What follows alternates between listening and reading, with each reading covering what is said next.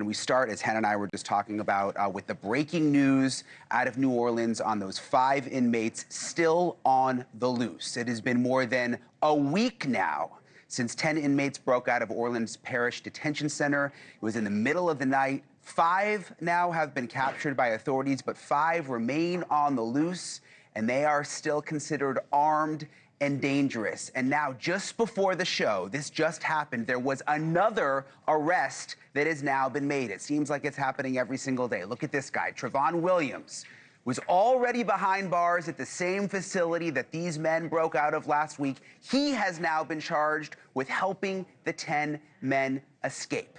Police have already arrested 4 women, all charged with communicating with, feeding, and transporting the jailbreakers over the last week. The first arrest made was a maintenance worker at the jail who allegedly shut down the water system that allowed the inmates to rip the toilet off the wall, those crazy pictures that we saw, and that's how they got out. So will any of these arrests bring authorities any closer to capturing the remaining fugitives? That is the big question tonight, a week out. Joining me, former FBI agent Tracy Walder, and we've also got the former Orleans Parish Sheriff, Marlin Gusman, with us. Appreciate you both for being with us. Sheriff, I want to start with you. I want to ask you about this breaking news. There was this man arrested just within the last couple of hours, someone who was also in the jail, now charged with helping these guys get out. What do we know about that, Sheriff? Well, look, this is not a good time to be a friend or an acquaintance of those fellows that escaped.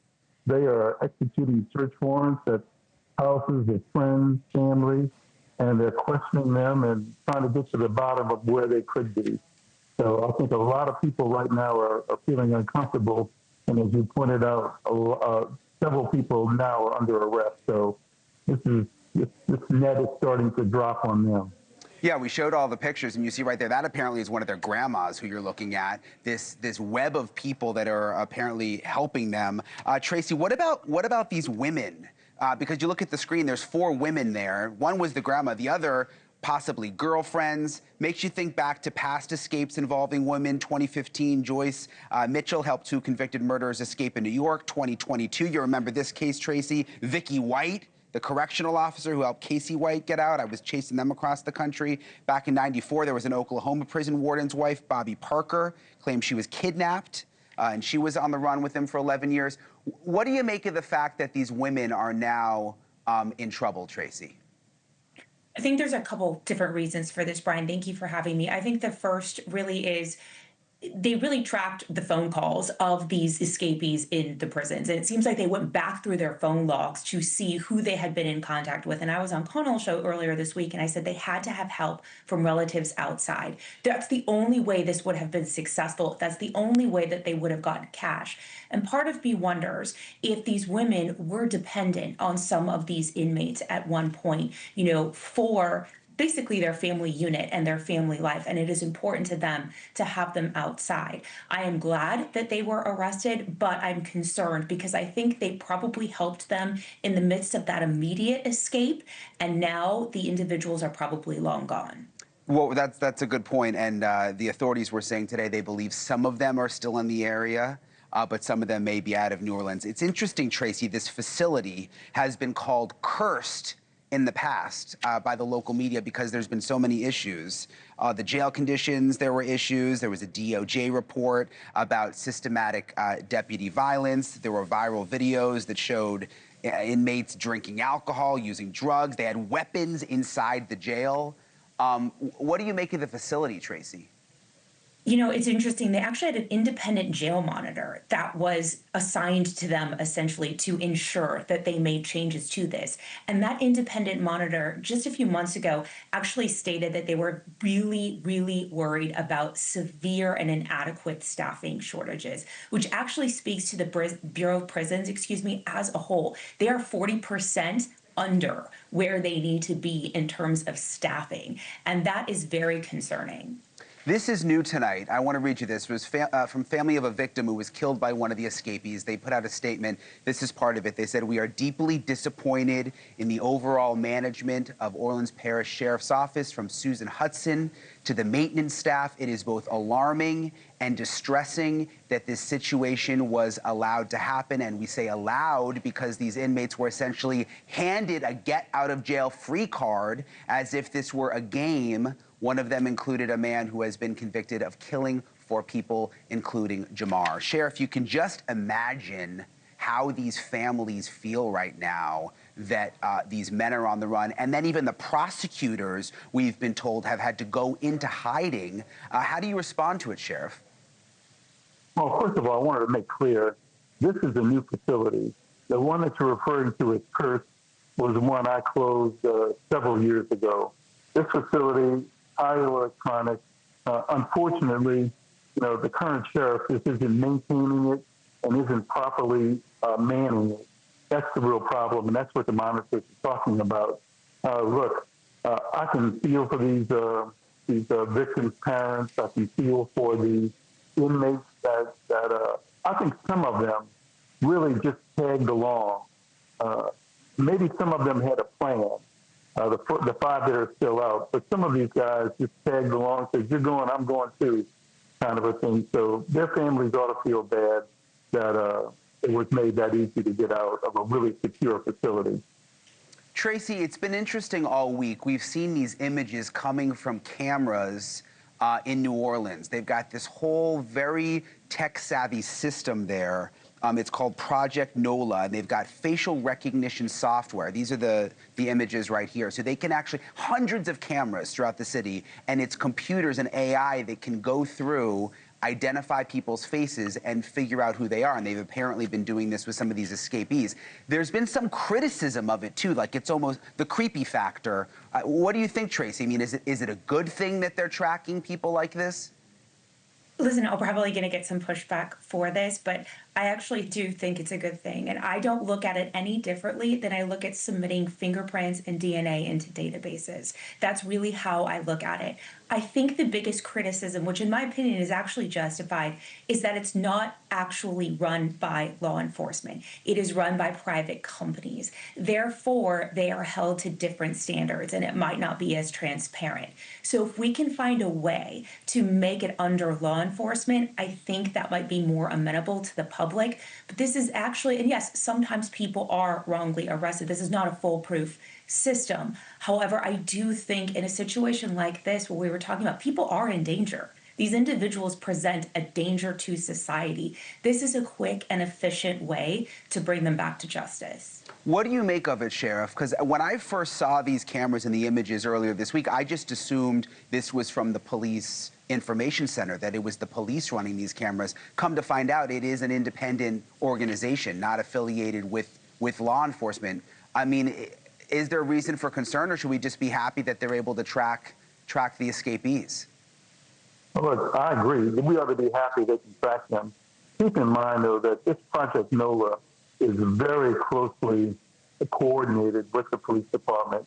Separate organization, not the New Orleans Police Department, but we ought to be using everything that we can to keep the public safe. And at times like this is when these sort of tools become important.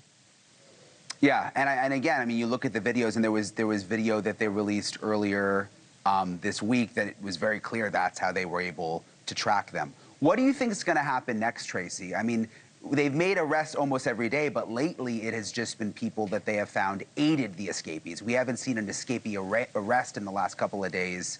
Do you think they have good intelligence based on what you know? Yes and no, but that intelligence starts to basically run thin or run dry with the passage of time. Time is sometimes the biggest hindrance to an investigation like this. My hope is, as they continue to arrest some of these accomplices, they will be able to almost put together the pieces of the routes these individuals took. But I suspect that some of them that are still on the loose probably did not tell the individuals who have been arrested where they were going. I wonder, Tracy, when we talk about the corruption and the past issues with this jail, if some of these arrests might be questionable, not so much the family members, but like, let's talk about the maintenance worker, the plumber. I talked with his lawyer earlier this week who says, wait a minute, this guy's worked at the jail for 5 years. He's never done anything wrong. He didn't know that he was actually helping them get out. He thought there was just a water issue. I mean, could they be trying to sort of blame other people for more of a bigger problem here? I mean, yes and no, and the sheriff is absolutely right. This is a newer jail. I think 2015 is when this one, the other one was shut down, and this one came about. So, listen, yes, I think there's a whole host of issues. And from what I understand, too, there's reporting that the escapees had threatened to shank this maintenance worker as well. So he could have been threatened. I think what they're doing right now is anyone and everyone that they are suspecting may have played a role in this, they are arresting in the hopes that they can get information. Now, whether or not that's right, I don't know. But in my opinion, there is a clear and present danger to the public right now. Sheriff, did you know that maintenance worker? There's his pictures up right there. Was he around when you were sheriff? I mean, his lawyer told me a very compelling story. I mean, the fact that he's been a model employee, that none of this made any sense. Why would he help all these people get out? Do you know the guy? I don't know him personally, but he was around when I was there. And let me tell you, this is not the whole story. Just turning water off is not enough to have them get out. There's rebar that has to be cut. You know, the toilet has to be unbolted. It was bolted in 6 inches of concrete. So this is, there's a whole lot more that has to be fleshed out, investigated, before we can start saying that this guy was responsible, because clearly he could not have done this by himself. Yeah. So Sorry, go ahead. What were you saying? Okay, we'll see with the investigation. Yeah, you just wonder, Tracy, if, you know, him, maybe some of the others are sort of being used as a scapegoat. I mean, they may be, but I wholeheartedly agree with the sheriff. There is not just one person who is responsible for this. That's impossible. Someone had to procure these tools. This wasn't a hole that was really easy to drill. I mean, this took effort, and it probably took time, in my opinion. And I think there were many other people involved in probably a more passive way as well. Now, did he maybe help shut off the water? Sure, but the condition upon which he was made to do that is probably what's in question. Was he threatened? Did they threaten to hurt him and shank him? And so I think there are many pieces to this puzzle that will be put together. The video still stuns me. I mean, it's been a week, and when I watch it, this video of them pulling the door open, and it really is, like, unbelievable. And then when they just run out, it makes you so mad. And now tonight, to get the statement from one of the victims' families, what they must be thinking tonight, I can't even imagine. Last question for you, Sheriff. Where do you think the last 5 are? Where do you think they're hiding? I think a couple of them have made it out of state. That's my opinion.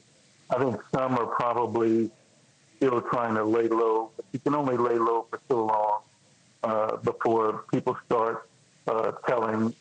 Understand that one of the families tried to get the $20,000 reward that's out there for an inmate that escaped. So that money's going to start talking and get people, get their attention. So I think it'll be a matter of time. But some of them they flew the coop.